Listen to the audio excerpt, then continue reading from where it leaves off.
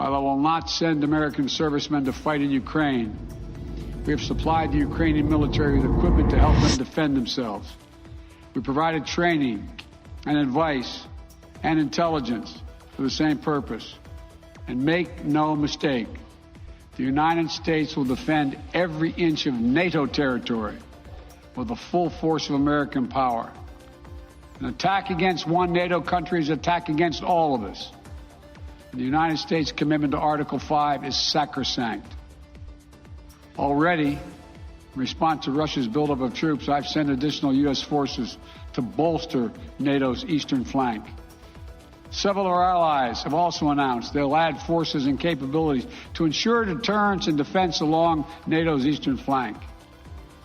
We will also continue to conduct military exercises with our allies and partners to enhance defensive readiness. And if Russia invades, we'll take further steps to reinforce our presence in NATO, reassure us for our allies, and deter further aggression. To be clear, if Russia decides to invade, that would also have consequences here at home. But the American people understand that defending democracy and liberty is never without cost. This is a cause that unites Republicans and Democrats.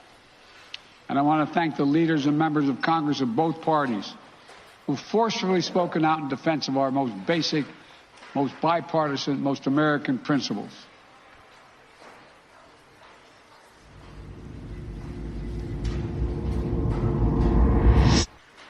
If Russia decides to invade, that would also have consequences here at home. But the American people understand that defending democracy and liberty is never without cost. This is a cause that unites Republicans and Democrats. And I want to thank the leaders and members of Congress of both parties who've forcefully spoken out in defense of our most basic, most bipartisan, most American principles. I will not pretend this will be painless. There could be impact on our energy prices. So we are taking active steps to alleviate the pressure on our own energy markets and offset raising prices. The United States and NATO are not a threat to Russia. Ukraine is not threatening Russia. Neither the U.S. nor NATO have missiles in Ukraine. We do not have plans to put them there as well. We're not targeting the people of Russia. We do not seek to destabilize Russia. To the citizens of Russia, you are not our enemy. And I do not believe you want a bloody, destructive war against Ukraine.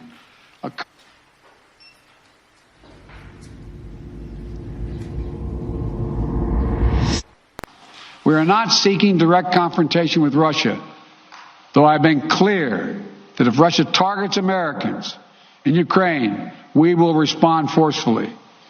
And if Russia attacks the United States or our allies through asymmetric means, like disruptive cyber attacks against our companies or critical infrastructure, we are prepared to respond.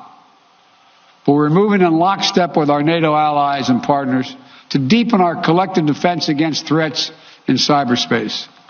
An invasion remains distinctly possible. That's why I've asked several times that all Americans in Ukraine leave now before it's too late to leave safely.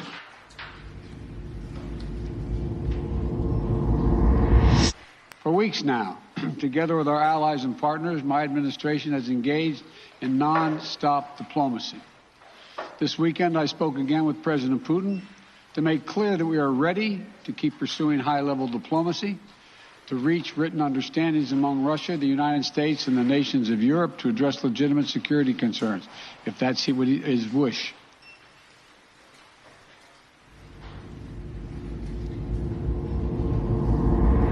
Does NATO see real evidence of a de-escalation? Not so far. We have not seen any de-escalation, any withdrawal of Russian troops and equipment. But of course we hope that will happen because we are calling on Russia to de-escalate and to engage in dialogue with Russia, with NATO and NATO allies to find a political solution. Russia says it can carry out exercises on its own territory wherever and whenever it likes.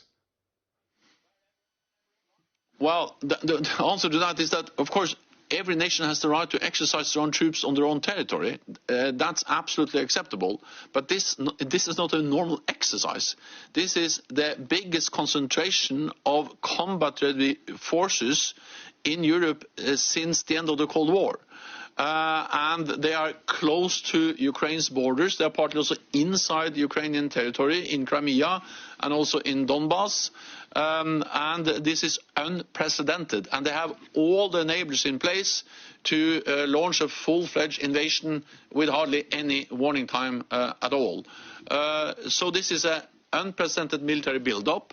It is unjustified and unexplained, combined with threatening rhetoric, because what they have said is that if we don't give in to the Russian demands, then there will be what they call military technical consequences. So not only military build-up, but also threatening rhetoric, combined with the track record of Russia. Russia has invaded Ukraine before. So military build-up, threatening rhetoric, and a bad track record, of course, then we have to take that very seriously, and that's exactly what NATO is doing, and UK is very much part of that. I'm thankful for all UK's contributions to our collective defense. Las tensiones en la frontera entre Rusia y Ucrania han desatado un aluvión de iniciativas diplomáticas. Hoy ha sido el canciller de Alemania, Olaf Scholz, quien mantuvo en Moscú conversaciones con el presidente Vladimir Putin. Scholz enfrenta críticas en su país por su ambigua respuesta a la creciente amenaza de un ataque militar ruso contra Ucrania. Sin embargo, hoy el canciller intentó hablar de forma más contundente en la capital rusa. Afirmó que no se puede reconocer ningún motivo sensato para el despliegue de tropas rusas en la frontera con Ucrania. Scholz acude a este encuentro con Putin con una buena carta que jugar, y es la importancia económica de Alemania para Rusia y la relevancia del gasoducto Nord Stream 2. Después de su reunión con Putin, sin embargo, Scholz reconoció la importancia de la vía diplomática y del intercambio con Rusia. Escuchemos. Los alemanes y todos los europeos tenemos claro que una seguridad duradera no puede lograrse contra Rusia, sino solo con ella. Sobre esto hay consenso en la OTAN y en la Unión Europea, por lo que una solución debería ser posible. Por difícil y grave que parezca la situación actual, me niego a calificarla de desesperada.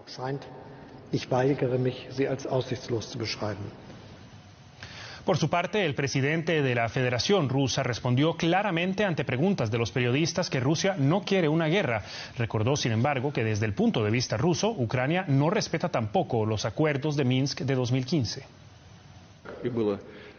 Estamos dispuestos a continuar el proceso de diálogo, pero todas las cuestiones mencionadas tienen que ser evaluadas como un paquete, sin separar las cuestiones de seguridad más importantes para Alemania. Los otros asuntos de seguridad también se discutieron en el contexto del conflicto ucraniano. El gobierno de Kiev, como sabemos, se niega a mantener los acuerdos de Minsk y a implementar el acuerdo de 2015.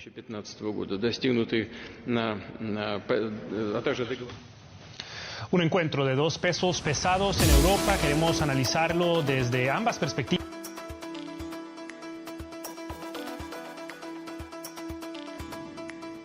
Pues en esa Crimea, que ha votado abrumadoramente sí a la secesión de Ucrania y a su unión con Rusia, está Óscar Mijayo, enviado especial de Televisión Española. Óscar, buenos días. A partir de este momento, ¿cuáles son los plazos para hacer oficial la anexión a la Federación Rusa?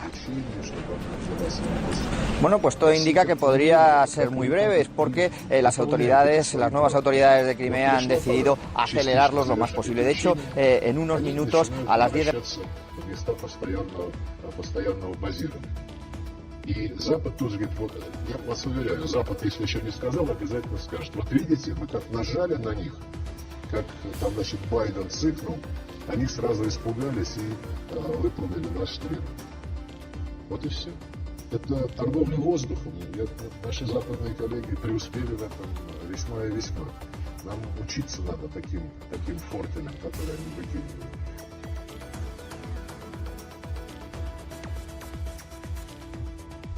Pues en esa Crimea, que ha votado abrumadoramente sí a la secesión de Ucrania y a su unión con Rusia, está Óscar Mijayo, enviado especial de Televisión Española. Óscar, buenos días. A partir de este momento, ¿cuáles son los plazos para hacer oficial la anexión a la Federación Rusa? Bueno, pues todo indica que podría ser muy breve, porque las nuevas autoridades de Crimea han decidido acelerarlos lo más posible. De hecho, en unos minutos, a las 10 de la mañana hora local, las 11 hora española, podría comenzar, si no antes, una sesión extraordinaria del Parlamento en el que se van a ratificar los resultados de la consulta de ayer, que las autoridades crimeas han calificado de victoria aplastante para los partidarios de unirse con Moscú. Después se va a enviar una delegación especial que podría llegar a Moscú incluso esta misma mañana para presentar oficialmente su solicitud de integración en la Federación Rusa, y más tarde esta solicitud abriría el camino para que se empezara a preparar un tratado bilateral en el que tanto la nueva República Independiente de Crimea o la autoproclamada República Independiente de Crimea con la Federación Rusa establecieran los términos de la integración y de la posterior relación entre ambas repúblicas. Y finalmente habría una votación en el Parlamento ruso entre las dos cámaras y es un trámite que debería durar podría durar en condiciones normales varios meses, pero que tanto los rusos como los crimeos han dicho que podría estar listo en tan solo unos días.